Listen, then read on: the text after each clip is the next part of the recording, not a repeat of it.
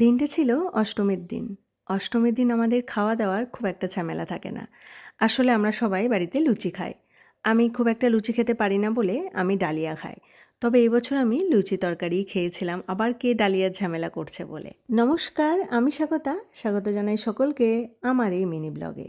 পুজোর মধ্যে বেশ কয়েকদিন পরপর লুচি খাওয়া হয়ে যায়।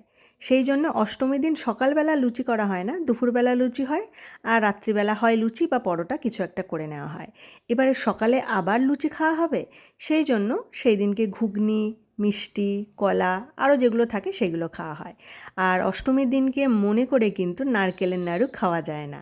আপনাদের কাদের কাদের এই নিয়ম আছে অবশ্যই জানাবেন। সপ্তমীর দিন রাত্রিবেলা ঘুমাতে যাওয়ার সময় ভাবছিলাম পরের দিন তো অষ্টমী, খুব একটা রান্নার ঝামেলা নেই, তাহলে আমি নতুন জামাকাপড় পরে ঘুরে ঘুরে বেড়াবো, স্টাইল করব। কিন্তু সকালবেলা উঠে দেখলাম না, অনেক কিছুই রান্নার জোগাড় আছে।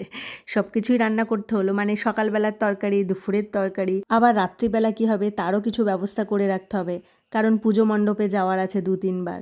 তো যাই হোক, স্টাইল করে আর ঘোরা হলো না, একেবারে স্নান সেরে রান্নাবান্না কমপ্লিট করে শাড়িটা পরে নিয়েছিলাম। আর ওই যে প্রথমেই বললাম সকালবেলা আর লুচি খাওয়া হয় না আমাদের, তো সেই দিনকে ব্রেকফাস্টে খেয়েছিলাম শসা, বালুশাই আর কাবলি ছোলার ঘুগনি। এবারে মার সাথে চলে গিয়েছিলাম একবার মণ্ডপে। মহাষ্টমীর পুজোর জন্য কিছু জিনিস আগে থেকে রেখে এলাম, পরে আবার যা হবে তখন একসাথে না হলে অনেক জিনিস হয়ে যাবে বলে আগে রেখে আসতে গিয়েছিল।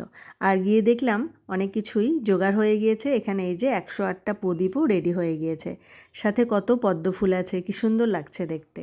এখন মহাষ্টমীর অঞ্জলি তাড়াতাড়ি হয়ে যাচ্ছে, কোনো বার দেখছি দুপুরেও হচ্ছে, আবার কোনো বার দেখছি বিকালের মধ্যে হয়ে যাচ্ছে। এই জন্য অনেকে সাহস করে কিন্তু দিতেও পারছে অঞ্জলিটা। আমি এই সাহসটা করতে পারি না, কারণ আমি একেবারেই উপোস করে থাকতে পারি না। আর বাড়িতে কিছু রিলেটিভস এসেছিল, একটু গল্প করলাম, তারপরে তা করতে করতে তো 1টা-1:30টা বেজেই গেল। সবাই মিলে চলে এলাম পুজো মণ্ডপে। আর এদিকে মা অঞ্জলি দেবে বলে দাঁড়িয়ে আছে। বিভৎস গরম ছিল সেদিনকে, তখনও পর্যন্ত আমাদের এদিকে ওয়েদারটা ঠান্ডা হয়নি, মানে একদিনও বৃষ্টিটা হয়নি।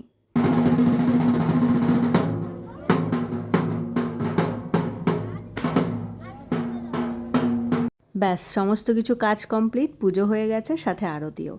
এবারে দেয়া হবে থারোগো। থারোগো ব্যাপারটা অনেকে হয়তো জানেন, আবার অনেকে জানেন না। পান, সুপারি আর বাতাসা দিতে হয়, ঠাকুরকে নিবেদন করতে হয় প্রথমে পুজোর আগে।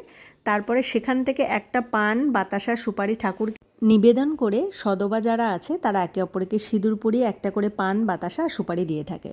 এই রিচুয়ালটা আমাদের এই অষ্টমীর দিন হয় আর লক্ষ্মী পুজোর দিন হয়ে থাকে। তো এবারে বাড়ি যেই চলে এসেছি, খাওয়া দাওয়া কমপ্লিট হতে না হতেই দেখছি এইরকম ঝড় উঠে গেছে। ওয়েদারটা খুব ঠান্ডা হয়ে গেল আর বেশ ভালো লাগলো। খুব বেশি ঝড় হয়নি, একটু জোরে হাওয়া দিচ্ছিল।